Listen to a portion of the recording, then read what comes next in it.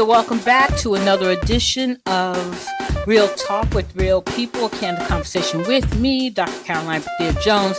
And this sixth segment of our podcast is called Authors Speak. I am here with my co-host, Miss Renee McKinley, and she's not here at the moment, but she's going to be joining us soon. And today we have a guest.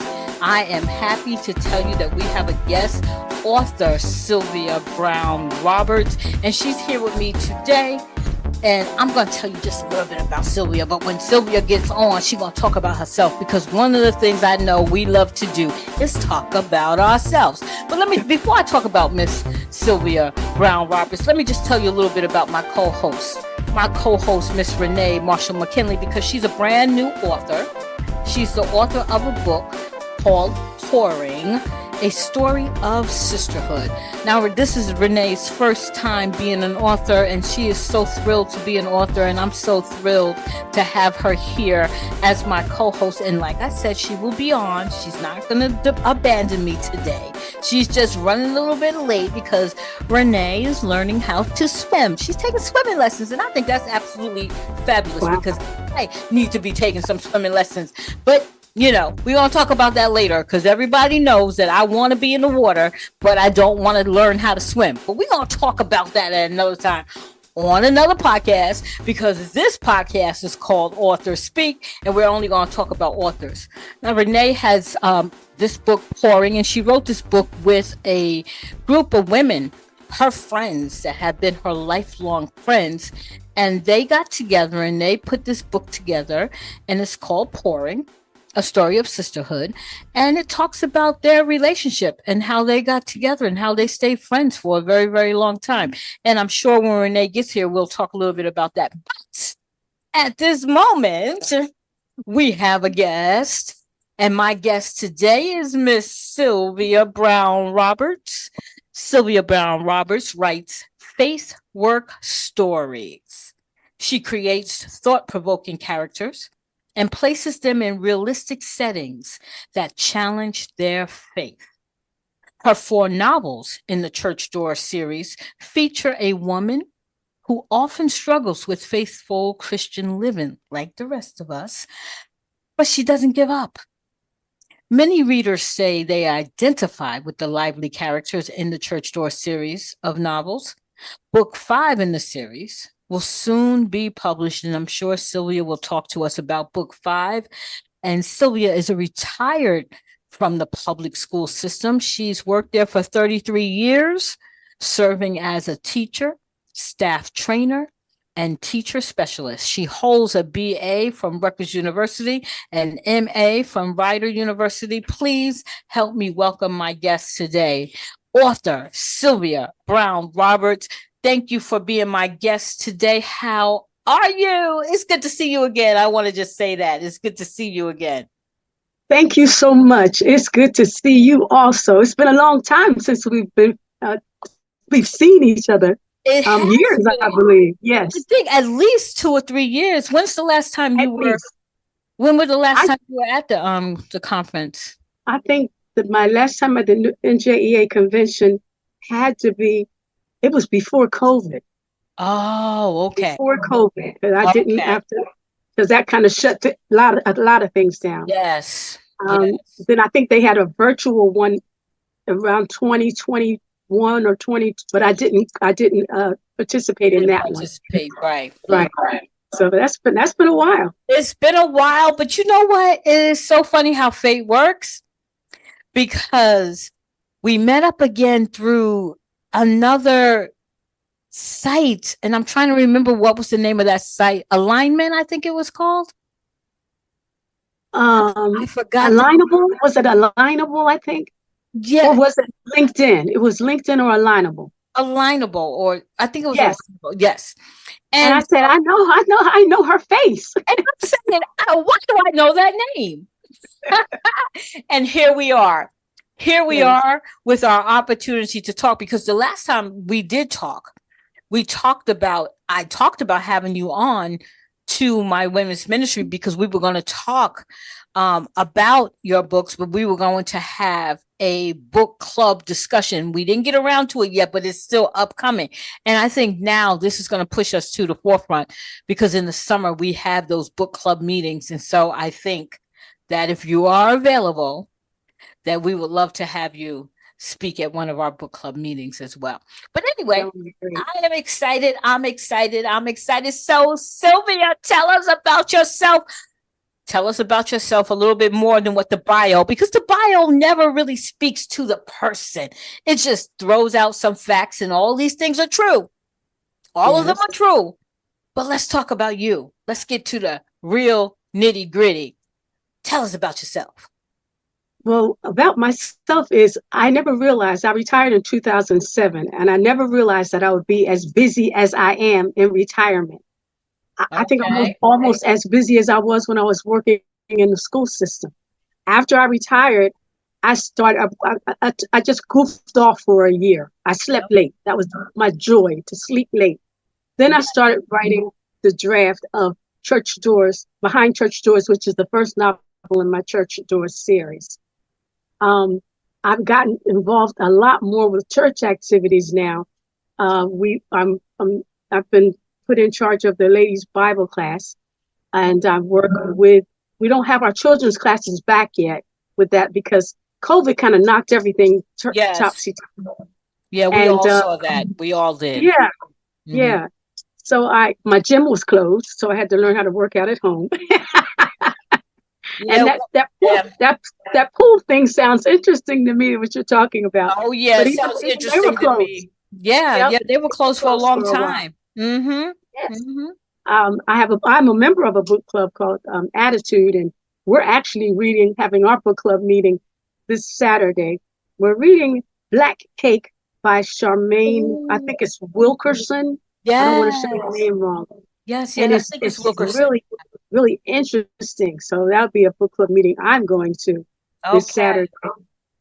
People tell me that Black Cake is on Netflix or Hulu as a movie. And I'm trying not to cheat. I don't want to cheat. I want to read the book. Well, I cheated because I saw the series. I still have the book. I haven't even finished the book because once I started seeing the series, I'm like, Claire, do I want to read this book now? But I'm going to read the book because I have the book. Okay. I'm tempted. I was reading last night and I'm like, this book is a lot of pages. So maybe I should just check out Hulu. And then I said, no, Sylvia, don't do that. But I can't promise I won't. It was really good if you decide to watch it. Yeah. I think I'm going to enjoy it. I'm enjoying the book so far. Yeah. I have my daughter is turns 30 this year. I cannot believe it. Everybody, my family is doing well. My mother is 91 years old. Ooh. And she's a very feisty 91-year-old. I'm praying I have her genes because she enjoys life. We look out for her, and she tells us don't try to boss her around. So we don't. I love to hear that. 91 years old. I love to hear that. I do love to hear that because you're hoping you have her genes, but I'm hoping we all got her genes right now. I hear you. I do know that. All right. So come on, you can keep talking. The fifth book in the series I've gotten. I think when I met you initially, I may have had the first 2 or 3 books done. I think the first 2, yeah. Right. And so then in 2020, the 4th one was published. And then I said, some people talking to me and coming to me on my my website for my newsletter, they kept saying, well, what happens next? Then name a character. Well, did she marry him or not? What happened with the man the woman who said, your husband is the father of her teenage daughter? What happened with that? And they kept asking me questions, and I said, I got to write book 5. I've got to.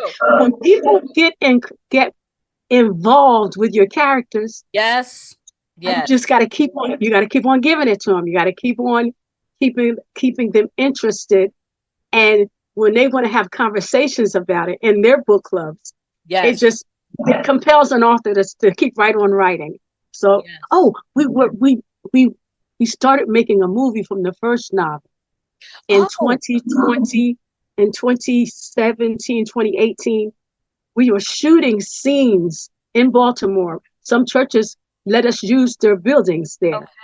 And wouldn't you know it, COVID shut that down because we could not have the actors in, and some of them were SAG actors.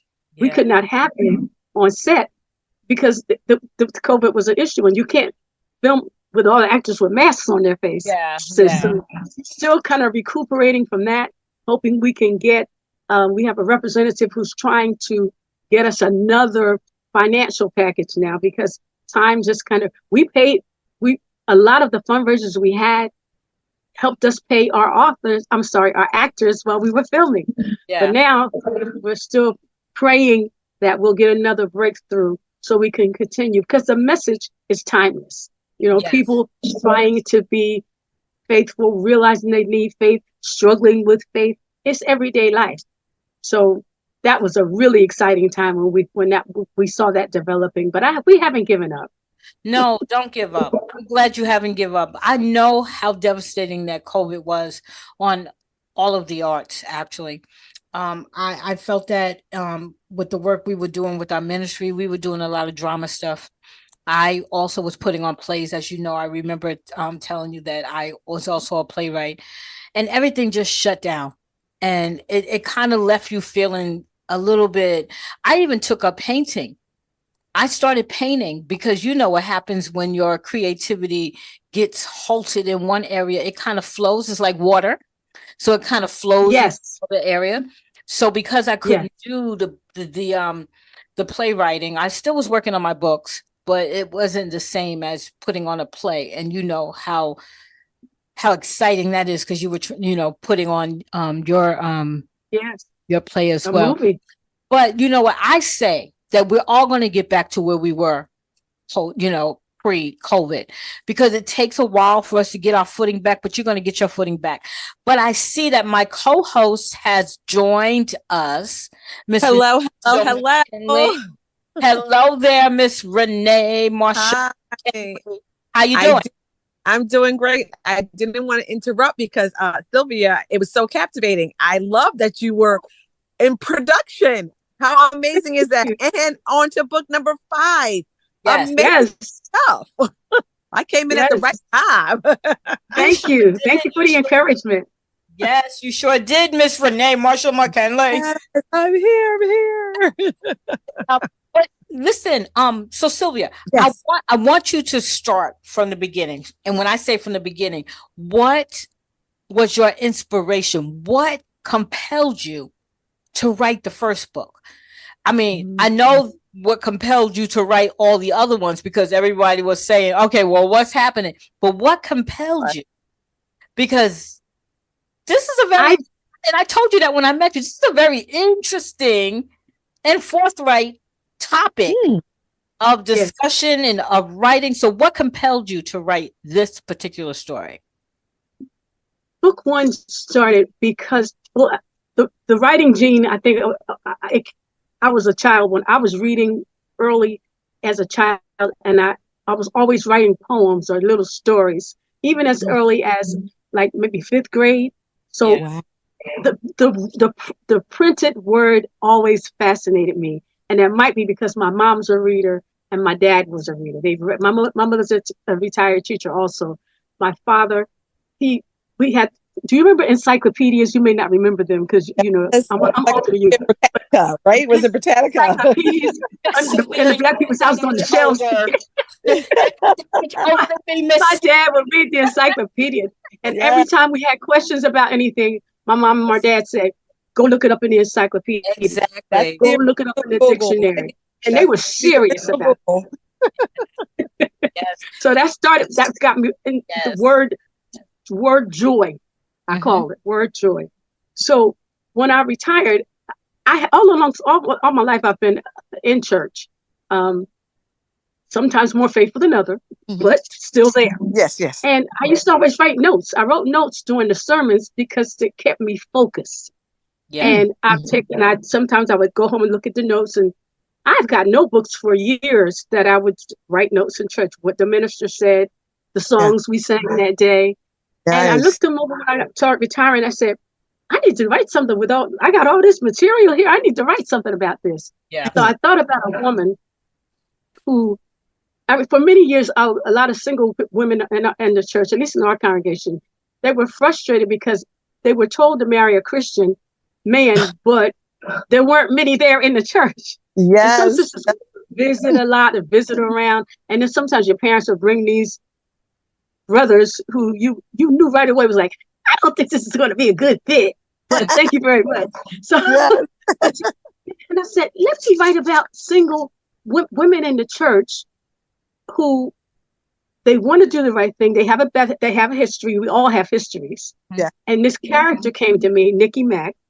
She is in her early 40s when she becomes a member of the church, but she's a successful woman. She's a successful educator. She has, of course, her degrees. She has friends, but there's something missing. She doesn't really have a spiritual life at all. Okay. So her desire for that, it was like an itch you had to scratch. So she goes out one night to a club. She was bored on the weekends. She did all her work. She was a super teacher during the week. She went to the local club. Somebody kept sending her drinks, and she took the drinks, but she wasn't really acknowledging the man who was sending them. She leaves the club after having that drink. That's the last one you shouldn't have had that one, but you had that one. She walks out to her car, and this man follows her out of the nightclub, and he said, he didn't appreciate the fact that she wasn't being reciprocal after he was sending her the drinks. And at one point, he tries to attack her like he wants her to kiss him. There's this old man that comes through the parking lot. He's actually a deacon in the nearby church. He walks at night with his dog, but he also keeps a pistol in his pocket. He stops the altercation. He recognized the young man and said, boy, I know you. You leave that woman alone. What is wrong with you? And then, he embarrassed the boy. He might have popped him a few times. And the young man goes away and leaves Nikki Mack alone. She's humiliated. She's embarrassed. And this older gentleman, he just says, baby, we all know this line. You were raised better than this. You were raised better than to stumble out of a club, very tipsy, headed to a car. Oh, wow. You know better than this. God loves you. And then so she starts to tell him her story, and he says, listen, babe, I'm a deacon at the church. You can see I'm here to help you. I'm not going to ever do anything to harm you. Just stop by. He gives her the church's address. Stop by and see me at church sometimes.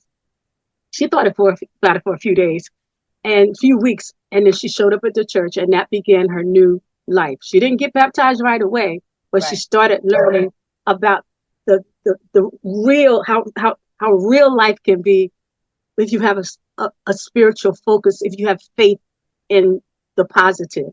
Okay. And that's her career. That's her career as a Christian. Okay. So this is her story. So all 5 of these books is Nikki Mack's story. She's the narrator. Right. Yes. And so we're seeing her develop. We're seeing her growth. We're seeing her go from sinner to saint, right? Is that okay? Yes, that's true. Okay. Because she stumbles a lot, though, Karoline. She stumbles a lot, which is the meat of the book, because we all stumble. Yes. And people say, and so but she never quits. When she messes up, she acknowledges it. She asks God to forgive her, and she keeps right on. She keeps right on stepping, trying to grow in Christ. Sylvia, may I ask? So, from your journals or your writings from listening to the sermons, does this story parallel the journals at all, or is it all fictional? It's considered Christian fiction, or some categorize it as inspirational fiction. The gospel, the biblical concepts that from the journals, they're in the book. Okay. Yes. Okay. The original in publication, that was an issue because they said, well, this is too much. I said, but it's a book about the church. It's a book about a Christian walk. I can't ignore scripture. I can't ignore a scriptural concept. Yes. And we went back and forth a little bit, but I won. And because we're talking about a woman in a walk of faith. Yes. And all the people around her. So there are no sermons in, well, wait a minute. There are little mini sermons in 5 books, but only enough to make a point for what the people who are hearing them are dealing with. It's the characters that make these books strong, because they're relatable characters. Everybody knows somebody in church who talks all the time. Sure. There's always that cranky one. There's the one who wants to sit in that same seat every Sunday. Yeah. Don't you sit in her seat. You and so on and so on and so on. Right. So I boost those characters show up in these books. Yes, the characters make the book. Yes, that's great. All right. I had another of characters. Renee, you were about to say something? Yes, I have one more question. Sure. And so you mentioned that you and the publicist were going back and forth. So this is not a self-published book. These are not self-published. Actually, if I said publicist, I misstated. It was the publishers, the people who I work with a company called iUniverse, which is represented as assisted self-publishing. In the sense that I don't have to go somebody right. I don't go to different places to get different things done. It's all done at iUniverse. And they even provide the Getty images to help you decide on the cover. Now you can have somebody design one for you, but they do. You don't have to. I don't have to run around to different places because, frankly, that's not my thing. And it's worked for me for 5 books so far, so I may stay with it. Yes, and they even do the editing. And now you can, once they do the initial editing, and you want to do some more sophisticated levels of it, you're going to pay a little more for that. Okay. I'm blessed is that I have editors in my friend circle. That's what they do. Nice. So they would edit. They would be the beta readers for me. They would edit stuff for me. And I'm a writer. Well, English major. One of the majors I have. So I had a little bit of advantage, but I had people around me who could help me do things. So it's self-publishing, but I'm not independent. I'm working with a team. Yeah. But you do pay a fee for it. Yes. Okay. Thank you for clarifying that. Yes. Okay. Thanks. Yeah. Go ahead, Karoline. No, thank you for clarifying that, because there is, I didn't go through a self-publishing house. I did. I'm a self-publisher, as you know, but I did all of and I know exactly what you're talking about, because I did all of the work myself. And that's why I missed a couple of things. Okay. But we're learning, right? Yes, it was a learning process. The midst of learning. I wanted to go through that process so that I could learn. Yes, absolutely. Even with the mistakes, I'm proud of the mistakes. Absolutely. It was through the mistakes that I was able to understand the process. That's right. That is correct. So I was really, thank you for sharing that, Sylvia, because it does give us a kind of a definition. And I tried to explain that to others at some point, when I would tell them that I was a self-publisher, and the first thing they would ask me was particularly what you were just talking about, but I didn't go through a self-publishing house. I did all of it. Right. You did it the hard way. I will sit here and I will admit that I did it the hard way. But it works for you. But you know what, Sylvia? What I wanted when I first started over 20 years ago, 25 years ago, 2001, whatever that is, right? Right. I really wanted to understand the process of the whole self-publishing thing. I wanted to learn, because it was a learning process for me. Sure. For me, I self-published, right? For me, that wasn't the hard way. That was the easy way for me, because one, you don't know about all the other avenues that are out there, right? So Karoline self-published herself. You went through a publishing house. So when you don't know those terms, you don't know whether it's easy or hard until you keep bumping your head and say, oh, Lord, this is too hard. So maybe next time. Right. So Sylvia, let's talk about, I want to talk about characters, because I'm just going to say this, and I'm going to invite you, Renee and I are going to invite you into our collective writing what do we call that? Our collective writing assignment, right? Yeah. So Okay. we have a collective writing assignment that I gave Renee and that I have offered all of the writers, the authors who come on this podcast. I've given them an opportunity to be a part of this collective writing assignment.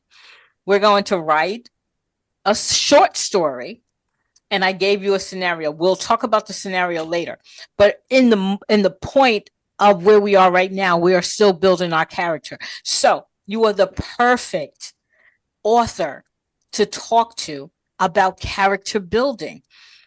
How did you come up with your character, Nikki Mack? And tell me the process you went through of making her a believable character, because that's a very important part of the writing process. Nikki Mack is a composite of a lot of people, of several women I know. Okay. And what I had to be very careful about was not making it transparent to everybody that, oh, that's her friend Joyce. Oh, that's her friend Carol. Oh, and because people would be running. I would have been in trouble. So so you take nuances. You take nuances of a person. Like one of my best friends is a very, very outgoing person. She's the core of a character of Nikki Mack's best friend. Mm-hmm. But I also put in attributes from other people, so it's not directly identifying my friend. I won't say her name, but I won't directly identify.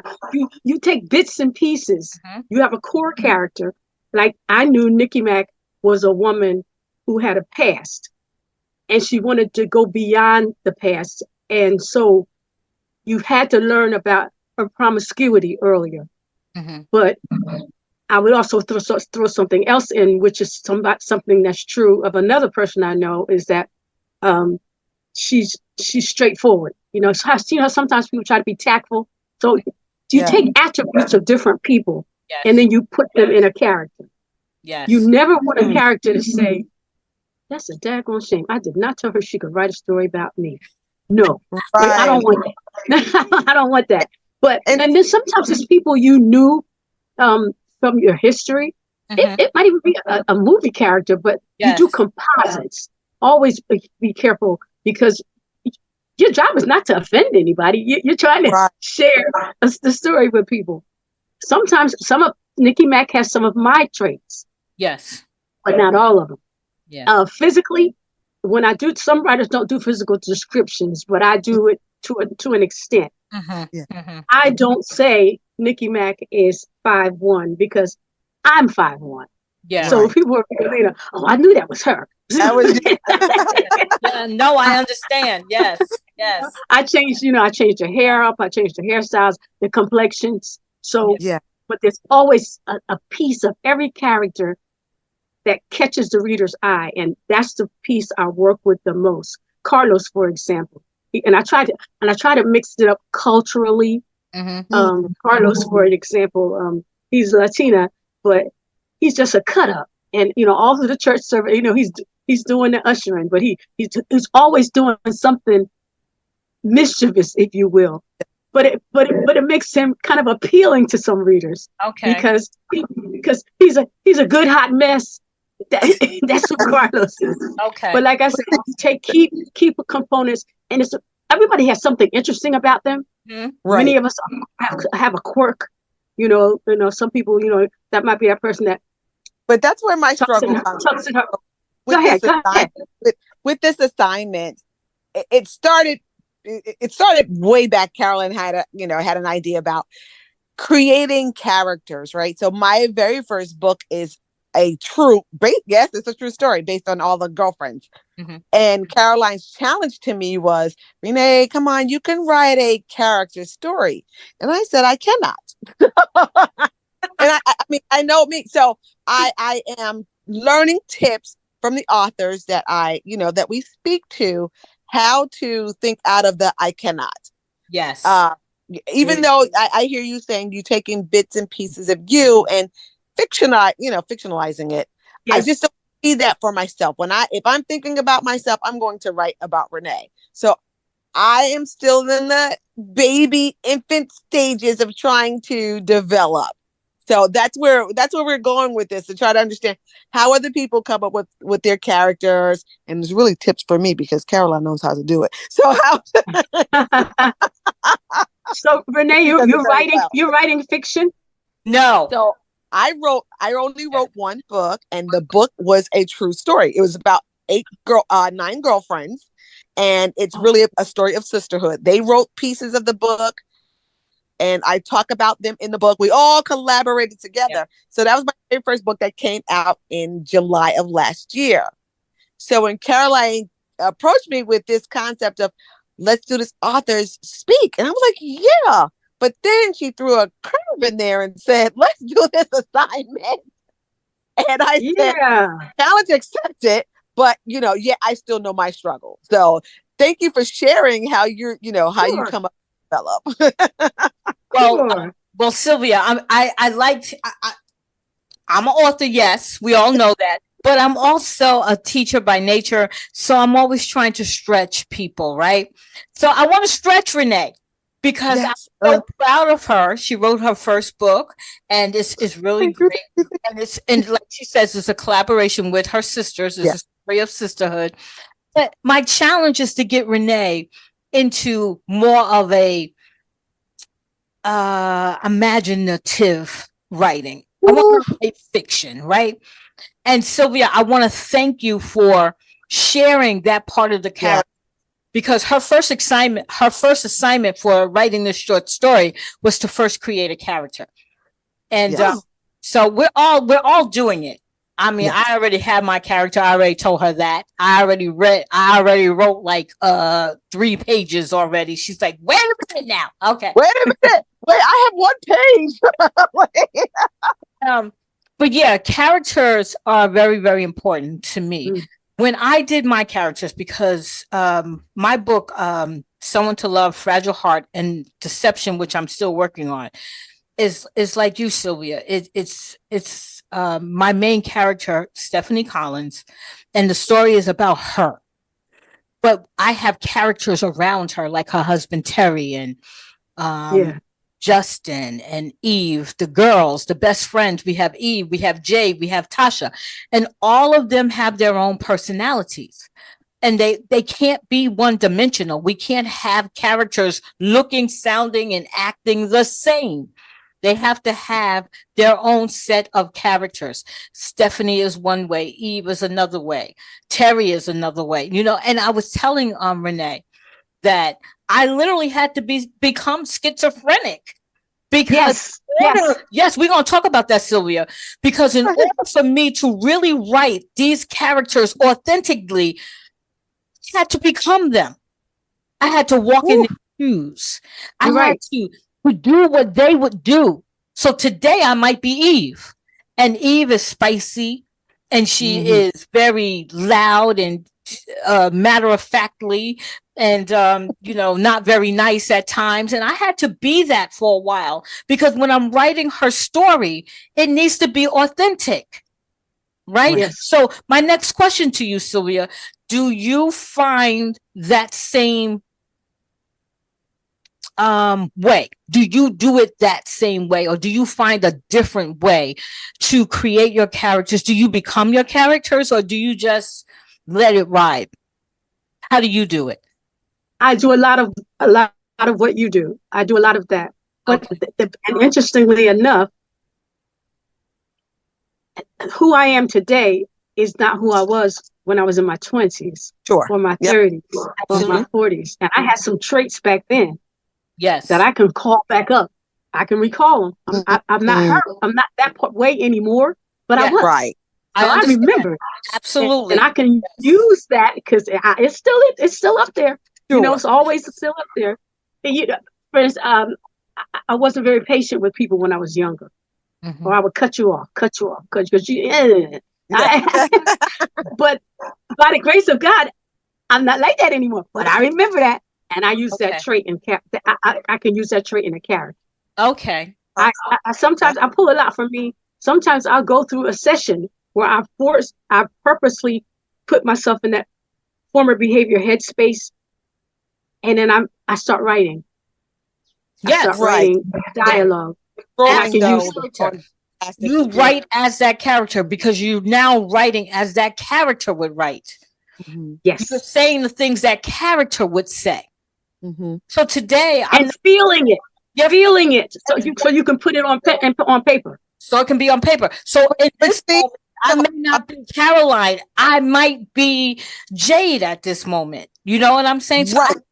I have to really see that.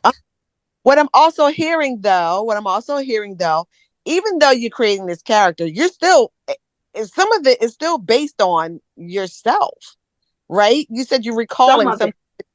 Right. So some of it.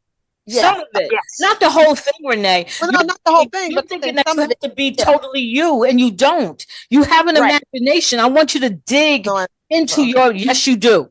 I want you to dig into your imagination. Okay. Mm-hmm. Yep. Renee, do you do a lot of fiction reading?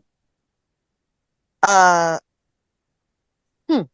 used to a long time ago. I no longer. I do a lot of.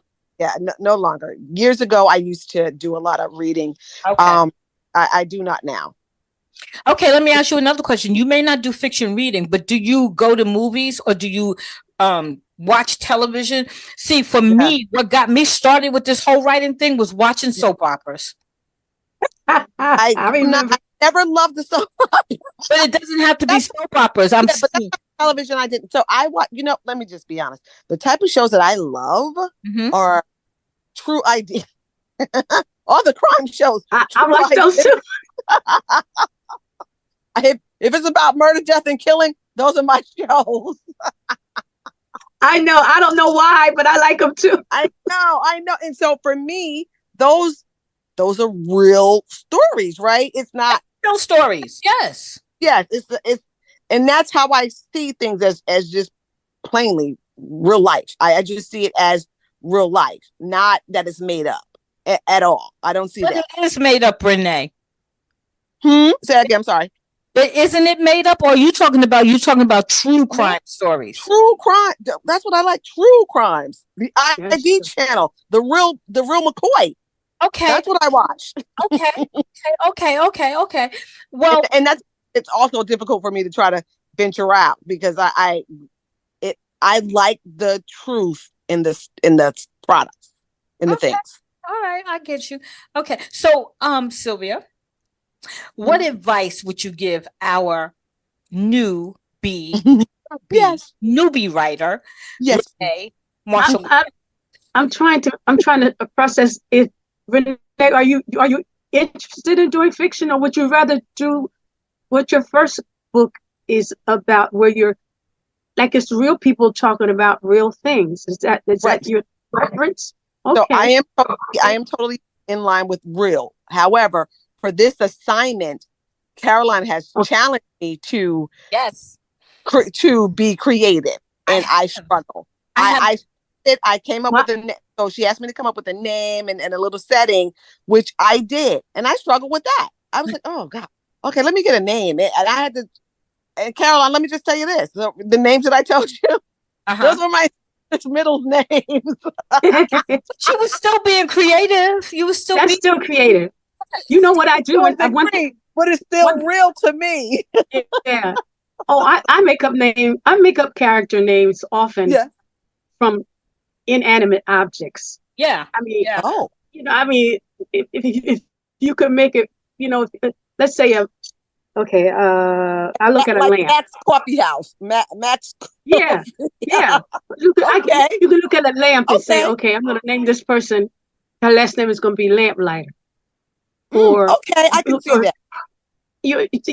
Anything based on a color, you can look at a bronze. Okay, what can I do? What can I do with the bronze to make that a name?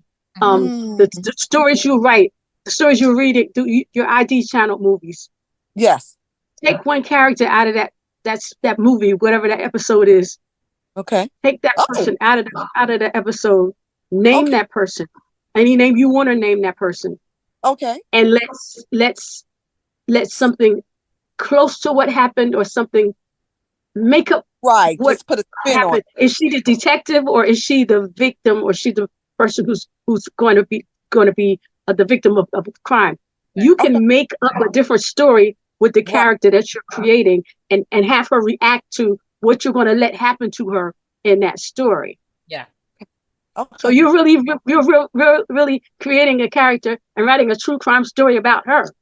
And there's enough, unfortunately, there's enough in the world going on in the crime that you could come up with all kinds of things. Absolutely. You can rescue her. There is enough. Yeah, Karoline set me up, right? So she gave me the outline. Mm-hmm. Nice. And I see now how I can still take real life, Karoline. I'm sorry. I could take real life. It is okay. Put a twist on it. Okay.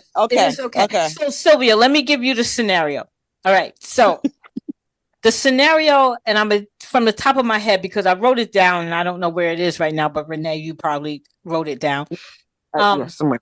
So a woman, and I have to say it this way because this is all I think I gave you, Renee. A woman is seeing a therapist. Yes. To help her get over her fears. Yes. The therapist tells her to take a trip all by herself to a Caribbean island. Yes. Where she meets a man and has an affair. Did I say a man? You did a man? Yes. A man or someone. No, you said a man. Yeah, when she meets a man. A man? Okay. Yeah, well, we'll say someone. We'll just say someone. Okay, right. Because I'm not sure I said a man because I was trying to keep it as vague as possible. So like where she meets someone and has an affair.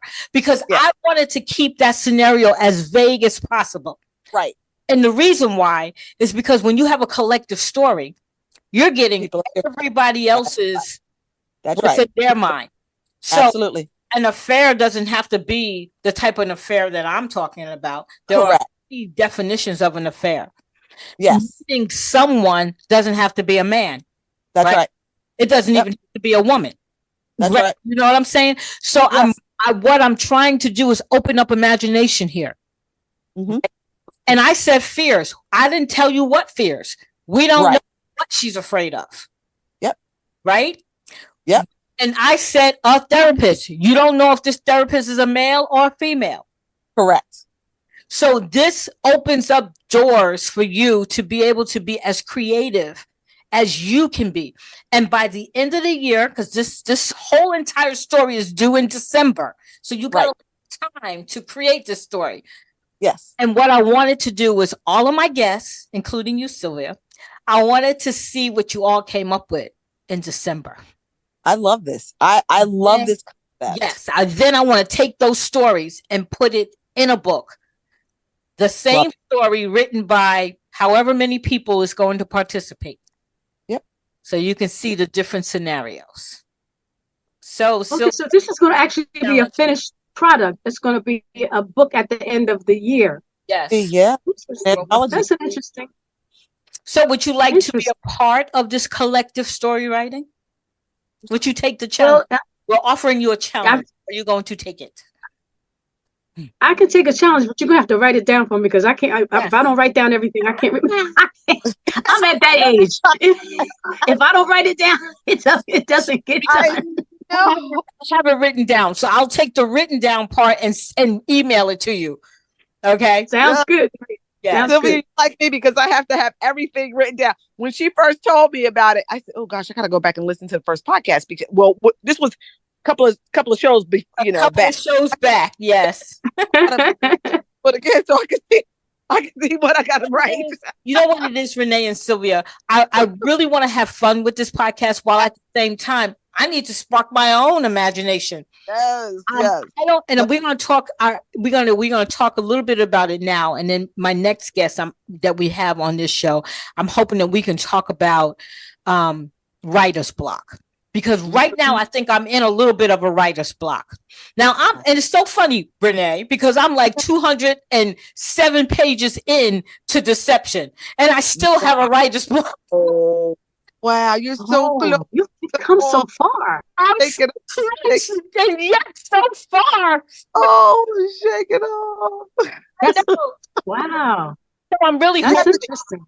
I'm really hoping that being part of the podcast, being part of the writing the short story, I will connect somewhere and be able to finish this story. I'm literally 207 pages in, and I don't have and now this is Deception, right? This is Deception, which is the last of the trilogy.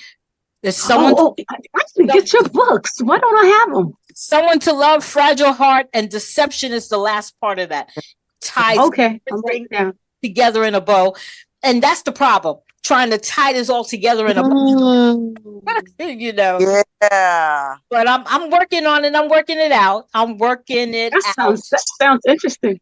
This is not a series, though. It is a series. It's a series. It's Stephanie Collins is my character on all three, and the story is about her. But the story is about her, but the other characters have their own little storyline as well. So they kind of all come together. Terry, her husband, it's almost like a he say, she say sort of book. So you're getting Stephanie's story and you're getting Terry's story. You're getting Terry telling his story and the friends around him and the associates around him. And you're getting Stephanie telling her story and her associates and her friends around her. And then you have a collective story, the two of them together, because they're married and they got 2 children. So you have the family story, but then you have 2 separate stories. This sounds interesting. Had you written this when I met you a few years ago? Yes, I did. Someone to Love was published in Someone to Love. Yeah, 2001. Wow. I gotta. Hey, look, I'm gonna check it out. This all sounds interesting to me. It's so good. It's so good. Send you the info. So Someone to Love is first, Fragile Heart is second, and then Deception is going to close everything up as soon as I finish it. Oh. Now, do you think after you finish Deception, do you think you're going to add a 4th one to the series? Well, one of the things that I was able to do in the book, and we're going to talk about this with you too, Sylvia, because I see that you have opportunity to do that as well as I see your series. Because my daughter Kiana gave me this idea. Because my characters have a storyline themselves. So when I finish Stephanie's story, it gives me an opportunity to literally write Eve's story from the book and write Felicia's story. Karoline is a little bit like my series. Yes, that's all the characters in there. They're all talking at one point or the other. It's just Nikki Mack as the narrator is telling you what they're saying. But it's you got a whole lot of spicy things going on in there. Yes, and so you can pull from those stories because there are a lot of things that have been left. Deception is supposed to close some of that up, but it can't possibly close everything up, which is going to it's going to leave me with an opportunity to say, hey, like they're asking you, hey, what happened to to your story? I love that. I love to hear that. Felicia, when she disappeared out of the book, hey, what happened to Justin?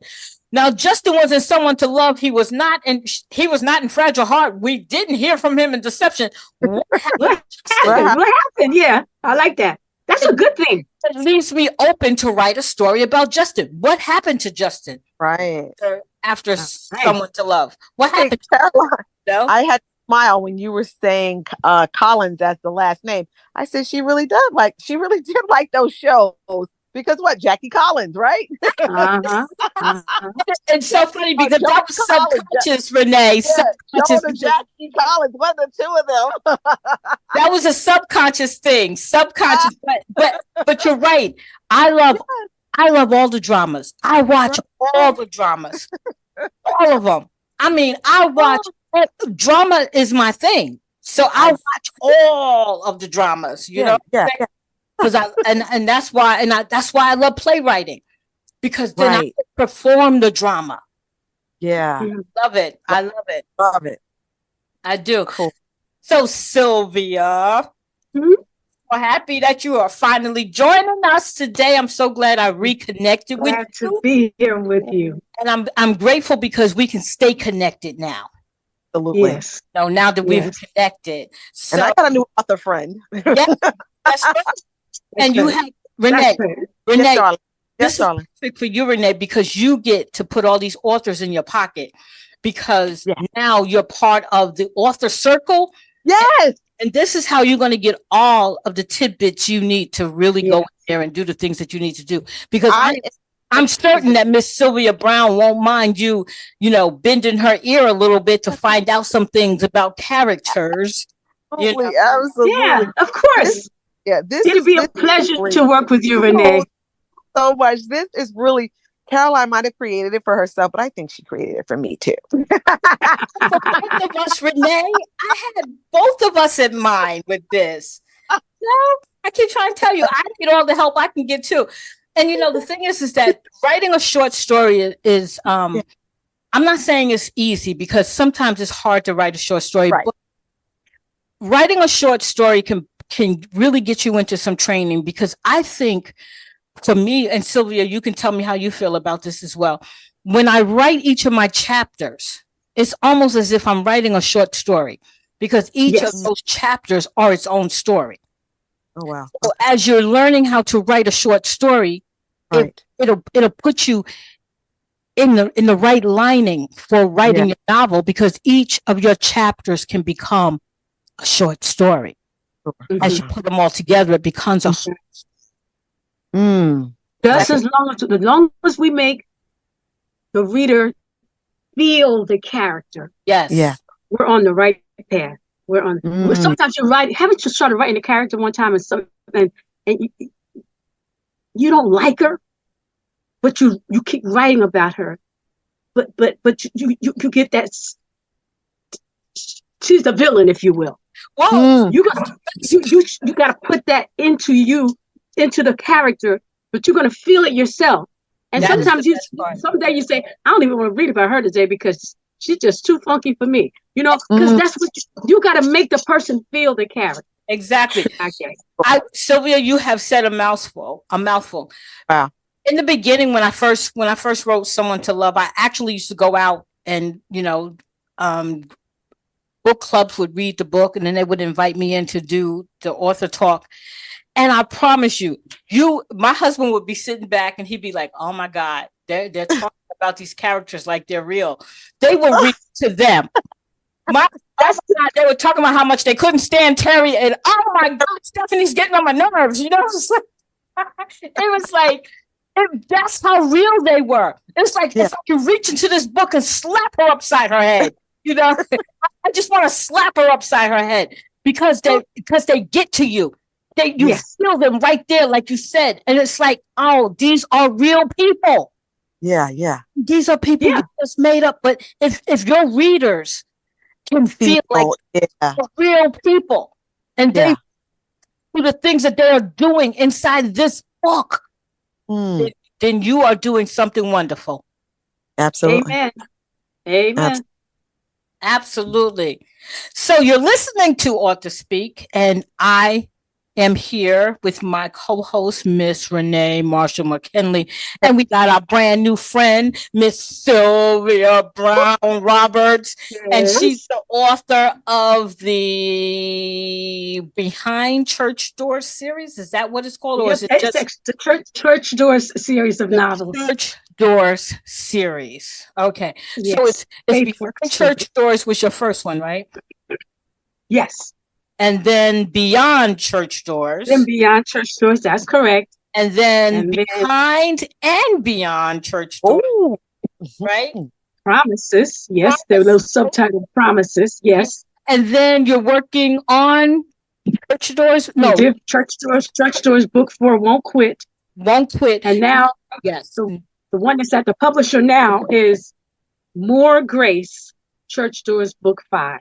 Okay, More Grace. Okay. All right. Now, Miss Sylvia Brown, when I was doing my research about you, I also see here that you record a CD? We did a while back. My sister is a professional singer, vocalist. She's a coloratura soprano. Okay. My brother is a fantastic we come from a family of singers also. Okay. And we wrote Good News. I think we I may even have some of those left. We did some CDs many years ago. So I think they're on, what's that music website? CD Baby. It used to be called CD Baby. And we released each of the songs CD Baby. Okay. But anyway, yeah, we did. We did a studio session. We chipped in some money and said, let's make it a professional piece that we can, give to people. Right. And yeah, I forgot about that. Yeah, it's called, what's it called? It's called Good News. Just said it. Oh, thank you. It's getting late. My brain is going there. Yes. We all know I shut down at 8:00 too. Okay, what? It says it's an a cappella CD of spiritual songs. Yes. By Sylvia, soprano Peggy Brown, and tenor Raymond Brown. And it's available on Amazon.com. And it's Peggy Brown CD Good News. I was like, yes. I didn't know. You're a detective, Karoline. Oh, she's thorough. Who knows me knows I am a detective. I'm going to find this honey. I love that tidbit about you and your family. That's wonderful. It is wonderful. It's wonderful. All right, I'm going to tell you a secret. I also recorded a CD. Yes, I did. See, Sylvia, we got so many things in common that we have to get. We have to. That's so nice. Wait a minute. I thought you were working on it. When did it come out? It actually came out March 24th, Renee McKinley. Wow. Of this year? Wait. Yes. We were just, Sylvia, she was just telling me about this. She didn't give me a drop date or anything. So this is news to me too. Oh, it is news because Renee knows me and she knows that I just drop things and I don't talk about it. I just drop it. I'm like, wait a minute, what? We were just talking about it. Yes. So what's it called, Karoline? Well, actually, the CD is under my husband, the brother AJ, introducing Karoline. And it's 7 or 8 songs, and it's what had happened was it's what I call my legacy CD because I love the art. I'm like I said, I'm painting, I'm doing plays, I'm readers theater, music, all that stuff. And when I was talking about my legacy and talking about the things that I wanted to leave behind for my children's children. And I said, I told my husband, I want to do this CD because I'm a songwriter. I wrote these songs and, I want to sing these songs. So I want my children to see another side of me. I want my children know that side of me. I want my grandchildren to see that side of me. So it's my legacy CD. So my husband helped me put it together. It's called The Lasting Love. The CD itself, but the CD is under, my husband's introducing me. So it's the brother AJ introducing Karoline. And it's just Karoline because I wear so many hats, as everybody knows. Yes. Just really want to just be simple Karoline sometimes. I love it. That's really cool. That is so cool. Yeah. That is nice. Love it. Is it on Amazon? Is it available on Amazon? It's on Amazon. I'll send you all the links. So yeah, I'll make sure you all get all the links. But thank you. I'm proud of you. I love Sylvia that we have so many things in common. I find that I have these interviews that I have all these things in common with people, and I love it. So I want to thank you for being with us this evening. Our time is up, and I hate that our time is up because I'm having so much fun with you. But this is great. Yes, but thank you both. Thank both of you. Yes. You know what this means? It means that we have to get back together again.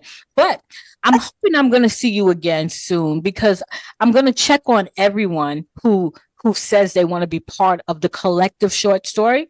Yes. Because I'm going to stay in touch with all of the authors to see where they are, to see how far they've gotten. It's not due until the end of the year, of course, but I just want to stay connected with all the authors and just let them know that, come on, let's make this happen. I'm dependent on you all to show our new author here, Renee. Yes. How easy it is. Write a short story. You're going to be fine, Renee. You're going to be good. I do not say no. I have accepted. I'm biting my fingernails, but I will do it. You're going to do it. You're going to do just fine. Thank you. And now you have another author who's going to help you out with this. Sylvia Brown. Robert. Sylvia Brown. I'm a hyphenated woman. I'm a hyphenated woman too. She's a hyphenated woman too. All three of us. Yes. It's a hyphenated women. Yes, we are. Hey, that'd be a good title for a story. Ooh, hyphenated women? Which one of us gonna write it? I don't know, but I like all this. This is good inspiration here. That's what I'm saying. Do you feel all this inspiration? That might be another collaborative story right there. That's another collaborative story. Hyphenated women. Love it. Love it. Me too. All right, folks, we've come to the end of our show tonight. I want to thank you for listening. Thank my co-host, Miss Renee, Marshall-McKinley, and my special guest, Miss Sylvia Brown Roberts. I am Dr. Karoline Bethea-Jones, and this is Author Speak, and we will see you next time. Thank you for tuning in. Thank you. Thank you.